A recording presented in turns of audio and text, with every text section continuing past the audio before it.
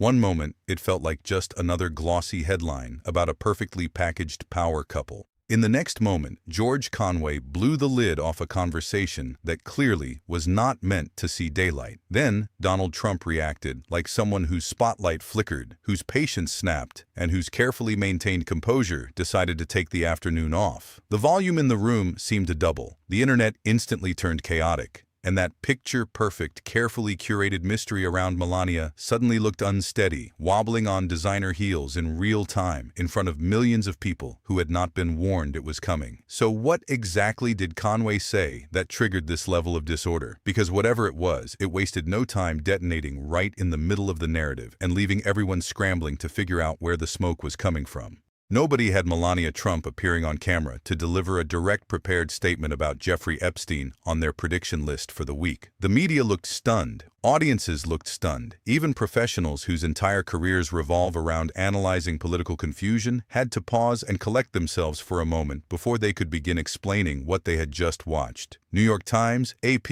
every major outlet, nobody seemed to have a clean answer for why this was happening, why it was happening now, and who inside the building decided this was the right move at this particular moment. And then George Conway stepped into the conversation with the confidence of someone carrying receipts, stadium lighting, and absolutely no desire to protect the furniture. Conway watched the entire production the way a mechanic studies a car that has started making sounds it was never designed to make. He was not persuaded by the sleek visuals, the smooth delivery, or the sudden manufactured urgency. In his view, the mystery was not only about what she said, but about why she chose to say it at all. Because in politics, timing is everything. And during a period of active scandal, timing becomes even more critical than usual. When someone unexpectedly steps in front of a camera to clarify past connections, deny deeper ties, and stress concern for victims, people naturally begin to question whether they are witnessing genuine transparency or a very polished audition for Best Supporting Role in a damage control production. Melania reportedly stated she barely knew Epstein, had met him only once through Donald Trump, and described her communication with Ghislaine Maxwell as entirely innocent. She also expressed support for justice for the victims, which is the kind of statement that draws no objections because it sounds decent, compassionate, and conveniently safe all at once. Still, Conway's response felt like the verbal equivalent of raising one eyebrow so high it would need official clearance from aviation authorities. He floated two possible explanations, and both hit the room like fireworks going off in a silent library. The first theory suggested she might sense that something unpleasant is about to surface publicly, which would reframe her statement from a random message into a protective umbrella opened before the storm arrives. That idea immediately sent social media into full detective mode. Suddenly, people were referencing the classic wag the dog storyline about creating a spectacle to distract from a deeper problem burning somewhere just out of frame. In simple terms, maybe this was not about the past at all. Maybe it was about changing the channel while something else was already on fire in the kitchen. And if there is one strategy Trump's political circle understands with genuine expertise, it is the art of switching channels at precisely the right moment. Whenever headlines grow uncomfortable, somehow an even louder headline appears almost immediately. It functions like a magic trick, except the rabbit is outrage and the hat is cable news, and the audience keeps buying a ticket to the same show. Conway's commentary reminded everyone that this was unfolding during a presidency he describes with language usually reserved for final act villains and poorly reviewed streaming dramas. He has repeatedly characterized Trump as corrupt, threatening, and deeply invested in treating political power like a private rewards program with no customer service department and no refund policy. At that point, the story stopped being about a single video statement and became about something much larger and more structurally concerning. In Conway's framing, institutions are not functioning as guardrails. Agencies are not institutions but stage props. Laws are not limits but inconveniences that apply to other people. Accountability is not required but considered rude. That critique carries additional weight because Conway once operated close enough to the inner circle to understand how the machinery actually functions from the inside. He is not a random online critic shouting from a borrowed platform. He speaks like a former insider who watched the wallpaper start peeling, understood what was behind it, and finally refused to keep calling it art. He has labeled Trump a malignant narcissist and a megalomaniac who appears increasingly detached from operational reality. That is not gentle commentary. That is the kind of description that makes public relations teams across an entire administration spill their coffee in perfect unison. Conway argues that during Trump's first term, there were at least some guardrails in place. Advisors, senior staff members, and institutional resistance occasionally slowed the chaos long enough for someone to talk him out of the worst impulses. In the second term, he claims those buffers have weakened or disappeared almost entirely. Fewer steady hands in the room means more opportunities for every unfiltered impulse to dress itself up as official policy and walk out the front door. Which brings everything back to the Melania moment, when a family member suddenly steps forward with a carefully timed message on a radioactive topic. Many observers immediately suspect someone wanted to create maximum distraction. It is hard to imagine a more effective way to hijack an entire news cycle than placing Melania at the center of an Epstein-related clarification. It is political catnip mixed with concentrated espresso. Everything else gets pushed into traffic while the spotlight locks in, and the previous story quietly dies in the corner without a headline. Meanwhile, Trump was reportedly far from pleased by Conway's commentary, which surprised absolutely no one familiar with how he processes criticism from people who were once inside the circle. Outrage has long been one of his most renewable and reliable resources. Some politicians conserve their energy carefully and deploy it strategically. Trump converts frustration into a daily export with no tariffs applied and no limits on volume. You can almost picture the scene: aides scrambling, phones vibrating nonstop, televisions blasting commentary from every angle, and somewhere a gold-framed decorative item questioning its continued relevance to the situation. The reason Conway's remarks cut so sharply is that they directly challenge Trump's favorite self-image. Trump promotes himself as strong, in control, dominant, and masterful at every turn.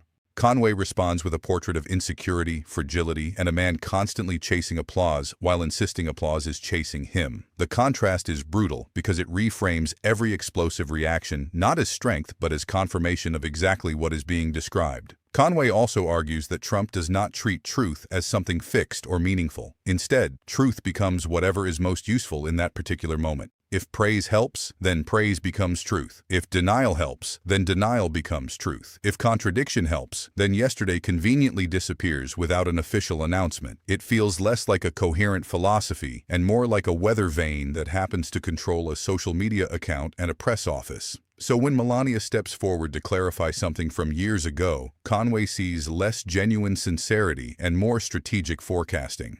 He sees someone reading the weather and deciding to open an umbrella before anyone else has even noticed the clouds gathering. Then there is his broader criticism of the Republican Party itself. Conway argues that the party abandoned traditional conservatism and drifted toward nihilism, authoritarian tendencies, and what he describes as grifter-style behavior that rewards noise, punishes honest dissent, and profits from the perpetual chaos it generates. That accusation lands heavily because it suggests the problem extends far beyond one individual to an entire ecosystem that has reorganized itself around protecting a single brand, regardless of the cost to the institutions surrounding it. Watching the reaction cycle play out, it is easy to understand why people keep paying attention even when they insist they are done. Every controversy turns into a loyalty test. Every uncomfortable question becomes evidence of betrayal. Every unflattering headline transforms into proof that someone else is plotting. It is an exhausting cycle, and yet it keeps producing moments that are genuinely impossible to look away from, which is either masterful political theater or a warning sign, depending on which side of the conversation you are standing on. Melania herself has long been defined by strategic distance and carefully selected appearances. She has felt less like a constant presence and more like an occasional eclipse. You forget she is there until suddenly the light changes, so when she steps directly into a charged issue with a prepared statement and a controlled camera angle, it signals that something in the atmosphere has shifted enough to make that appearance feel necessary. Conway noticed it instantly and asked the questions many people were already forming in their heads, only with considerably sharper precision and considerably less hesitation. Why now? Why this subject? Why this format? Why the urgency?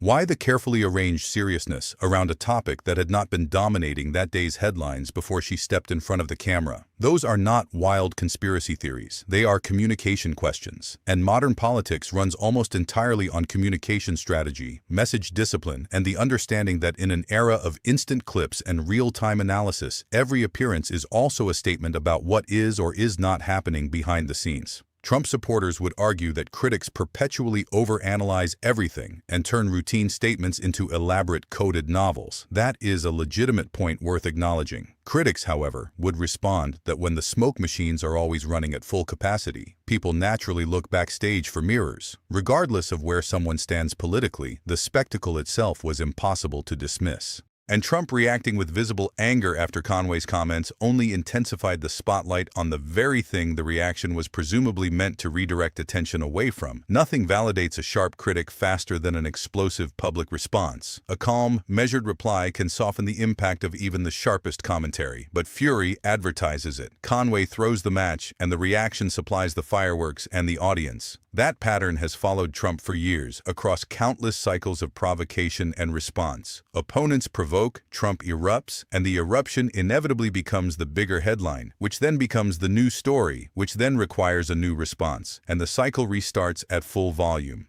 The debate then shifts to whether the latest outburst is simply another moment of unfiltered frustration or another data point in a longer argument about a leader who treats restraint as weakness and power as personal property that should not require explanation or accountability to anyone outside the immediate circle. Conway continues to occupy the role of relentless critic who shows no interest in being intimidated by volume, anger, or the theatrical trappings of political power. He portrays Trump not as a calculated mastermind executing a long-term vision, but as a dangerously impulsive performer who confuses domination with leadership and applause with legitimacy. Whether people fully agree with that assessment or not, the contrast remains consistently powerful. Trump constantly sells an image of invincibility. Conway consistently counters with a picture of insecurity, instability, and emotional fragility wearing expensive packaging. That kind of critique often lands harder than a direct insult because it does not attack the person. It challenges the brand, and the brand is everything. The clash feels less like a simple political quarrel and more like an ongoing battle between image and interpretation played out across every available platform simultaneously. Trump projects strength. Conway argues the underlying reality is instability. Trump promotes control. Conway points to panic. Trump markets greatness. Conway describes a grift wrapped in non-stop self-promotion and an audience that has been told the performance is the substance. The reason this tension continues to resonate across every news cycle is that both men understand modern politics is often less about detailed policy and more about who defines the story first and who holds that definition long enough for it to stick. The side that controls the narrative usually controls the moment.